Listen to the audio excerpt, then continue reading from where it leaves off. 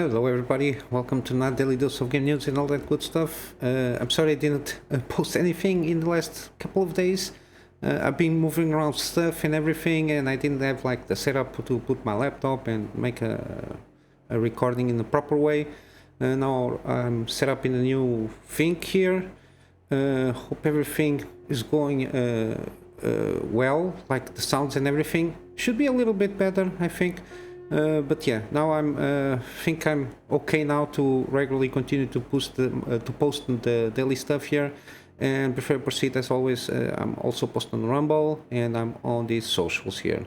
A lot of stuff happened, especially the launch of they call the middle range GPUs, which they are not. They are the low end. But it's the mainstream ones because they are the cheapest one, more accessible ones for everybody. And it's the 4060 Ti and non-Ti and the 7600 GPUs. So regarding this AMD one, supposedly a Navi 33 XL with 2000 something stream processors and 8 GB RAM, nothing new here. Supposedly it's going to launch on the 25th. I'm not sure if this card is supposed to compete with the 4060 or 4060 Ti, give or take. They have a lot of them have very similar like specs in terms of memory and everything. Mainly regarding memory bus and memory speed, which in terms of bandwidth gives roughly the same thing. The 7600 is kind of an upgrade to a certain point regarding the 6600 from previous generation. We don't know, at least I didn't see anything regarding the XT variant of this one. I don't know if it's going to be like a 7650 somewhere down the line, like a refresh like they did with the 6650 XT. We don't know, but they supposedly are on par. This one, the 7600 and the 6650 XT, supposedly are on par in terms of performance-wise. But yeah, there's been some rumors that this AMD one should be around 260 to around 290, I think. And I think even if they manage to get $260 MSRP on this one, the AMD still managed to get some decent margins if they put it in that price range. So we will have to wait and see. There is, at least that I can figure out, there is not like an official price for this GPU. But still, it's all everything. It's going on course. But we have like more official news regarding the 4060 Ti and everything, and it's a mess. So supposedly the 4060 Ti 80 gigabytes variant is going to be like $400, which is this is going to be a disaster. And then they have the 16 gigabytes variant coming like in July. This is going to launch like the 60 Ti one day before the 7600. I don't know how this is going to go through the review process and everything. It's going to be an epic month for them. But the 16 gigabytes variant is $100 more for just 8 gigabytes because there is like no tweaking on the cores, on the tensor cores or anything. So it's exact. The only thing that it's going to vary exactly is the memory VRAM quantity, which is the double size, which we already saw that this is not even the X variant of the GDDR6. It's not the X variant, so it's supposedly more cheaper because it's older technology. Supposedly, I think the Moore Law is dead. I think that it's called the channel. They give around like maximum $30 for 8 gigabytes. And $30 on the final consumer maximum, usually this kind of variant. So you're paying extra premium for nothing, for just basically the same performance. The only thing that you might have that justifies this VRAM increase here for $100 is like put more textures there. That's it, because the performance is going to be basically the same. And we have the 4060 non-Ti version also coming in July with $300, which is not a good value.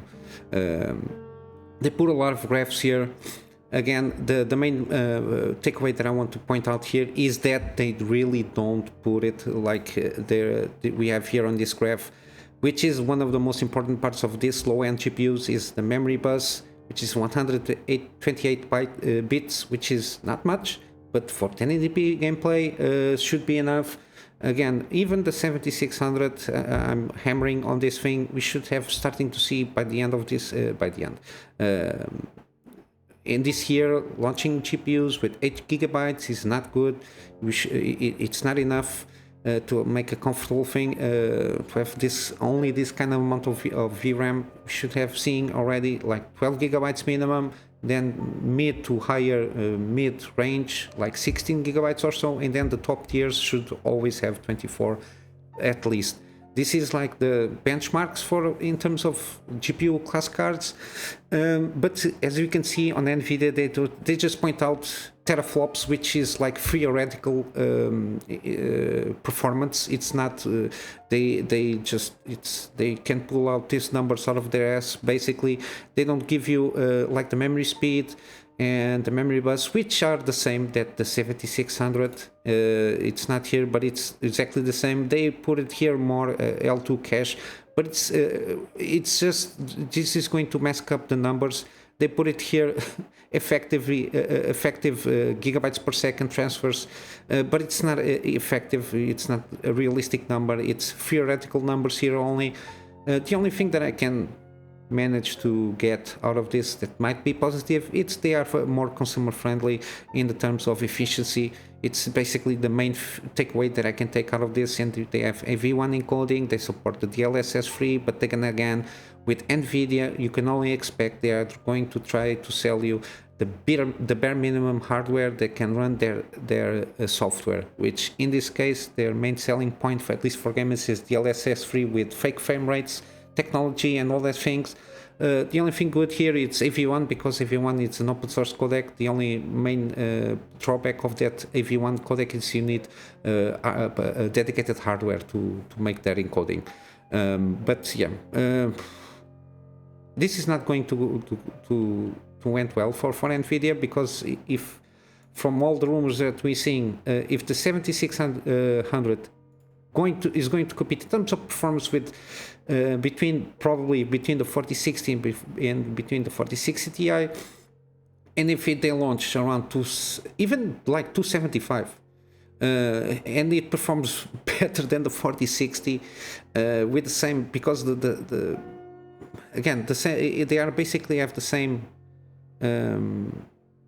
stats per se, same specs basically, in terms of the only thing that is going to, it's how they manage to go the TSSM. This is like 6 nanometers, the NVIDIA is 4 nanometers, but if they have the same performance, you can put all the nanometers that you want. It's by the end of the day, it's going to do the same thing.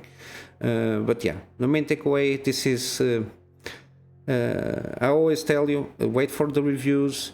I think it's only going to compensate to a certain extent if you have like a 20 series or older. If you had a 3060 Ti, or better yet a 4060 12 gigabytes, just stay with it. Or if you really want to just upgrade to a higher tier for this generation, but still, even with that, we don't have good deals. The rest of the lineup of the mid-range, at least from AMD, it's not launched. The NVIDIA mid-range it's a bullcrap on terms of value to performance regarding previous generations, so it isn't good news. And especially with this, supposedly NVIDIA took, I don't know, to try to mask their horrible sales from the 40 series GPUs. They are going to give away a lot of GPUs, not only 4060 and 4060 Ti's. There is going to be like a couple of 4090, a couple of 4080 Founders Edition, then one 4060 Ti, and then you can see a lot of this. It's like a handful of GPUs better than the 4060 series. But yeah, this is they are trying to mask that they are basically properly screwing up with consumers, and they just give away a few hundred of GPUs, which is nothing. because they already been paid for with the 4090 and the 4080 is already sold. So basically this is it. It's just marketing ploys to try to trick people on trying to give information for them, because these guys are investing in AI, and AI is going to be at the hand of us. But yeah, at least we're going to pass off for good news. Supposedly Samsung is announcing 12 nanometer class DDR5 DRAM. They are going to start mass production on 16 gigabytes modules on DDR5, which is excellent, because this is indication that we might see some lowering on the DDR5 memory. We can see some lowering prices. I don't know when, still this year, but I don't know, maybe in the summer, because they just announced this. I think we are going to start seeing a couple of months, maybe some lowering, even a little bit more on the DDR5 memory modules. Supposedly they are posting here the 72 gigabytes per second, which is which is like the high end of for Intel. Usually for AMD, the sweet spot, at least at the moment, is 6,000 MTS, which is like 6 gigabytes per second basically. But yeah, I think we are going to start to see in a couple of months maybe some even more lowering down on the DDR5 prices, which is good if you want to build a new system. Regarding hardware, at least this is what the things that I got caught up with, like the main stories here. We got some gaming news. Supposedly, I spoke about this game. I only bring it this review because I remember seeing this game and being like 2K from 2K, like the publisher 2K Games. Okay, we got the review here. I told you this is not going to be very good, full of microtransactions. I think was my prediction. Basically, it's basically this. It's just store here, as you can see, no more funds. You got a lot of microtransactions here.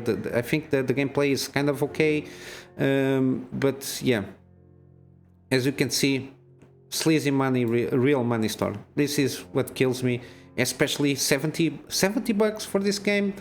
Don't buy it. I love Legos. It's one of my favorite toys that I played with my entire childhood, but this is just trying to squeeze money out of you, unfortunately. I don't know what to tell you. It is what I thought it was, which is a bust, just by the fact that they have like microtransactions, and I think it's basically all around these microtransactions. It's not worth the buy, I think. But yeah, like 7.5, and I think it's too much higher of a score. We got some launch dates for Lord of the Fallen. Supposedly it's going to launch now October 13. You can now pre-order a lot of the versions. I just give it a quick glance here.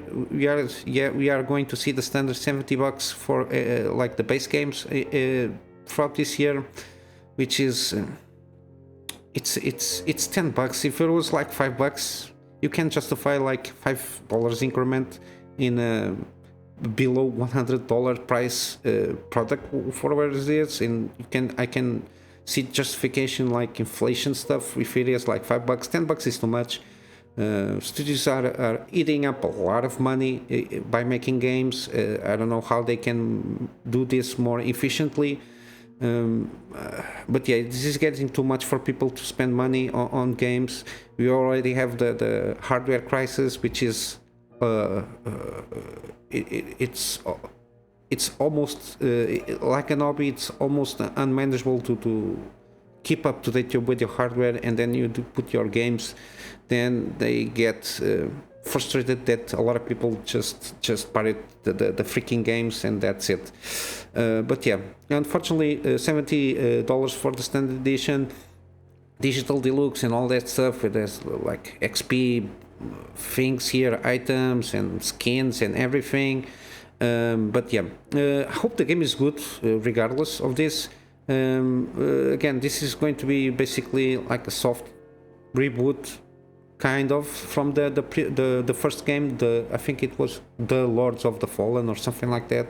I remember playing the game. I have my game on my library, Steam. I think it's on Steam. I remember playing it like 2 or 3 times just to numb out. The combat again was a little bit clunky, sorry, but it was not that bad in terms of lore. It got some things there very similar to Dark Souls and everything, but it was trying to tell a little bit more linear the story at the time. The combat was a little bit clunky, but more slower, but more it was kind of a weird, but it was manageable if you dedicate your time to get in the groove of the game. But yeah, I hope this one is way better and improved in a lot of areas. In terms of graphic wise, I think it's going to be very good. It's Unreal Engine 5, so I think it will not have like a lot of issues regarding like quality of the fidelity of the graphics. They are been boasting about it also, so I hope the game in terms of gameplay is good. We got Metro Last Light Complete Edition. It's free now on Steam already, claimed, because while I was checking the news, I took advantage and claimed. We got until 25th of May to do this. And yeah, basically it's Complete Edition, if not mistaken, from what I can perceive, it's the Metro Last Light Redux, I think, with all the DLC, something like this. At least it's what I can perceived. I'm not sure, because when they start mixing these kind of things, I think it's Metro. It's like the Metro Last Light Redux version, basically. It's the celebration of 10 years, and they got promotions also on the Metro franchise. I will show you in a moment where. But yeah. This is it from Metro. Judas, the game Judas, at least from Ken Levine's whole story, should kind of going to launch around next year, March, give or take. Mainly we know to kind of guess this because of the earnings calls or something like that. They managed to put it here on the first quarter of 2024. There is like an upcoming, it's not mentioned by name, but here it is. It's like they call it immersive core. It's going to be it's not officially announced, but it's going to be launching in the fiscal year 2024 on the first quarter, because they mentioned that it's going to be the company's immersive core category, which is indication. Where is this? They mentioned not by name, but they basically should tell that it's like the first release of this new studio, basically, and yeah, eagerly anticipating new IP from the group's premier studios coming in the first quarter, because it's in tandem with NBA and WWE 2024. Yeah, basically this is it. We got some dates for this game, Bleak Sword DX, which is like a port per se from this was in Apple Arcade. I think this is kind of interesting game. It's like a diorama kind of style game, Dark Soulsy. It's got more modes and everything, enhanced visuals and all that jazz.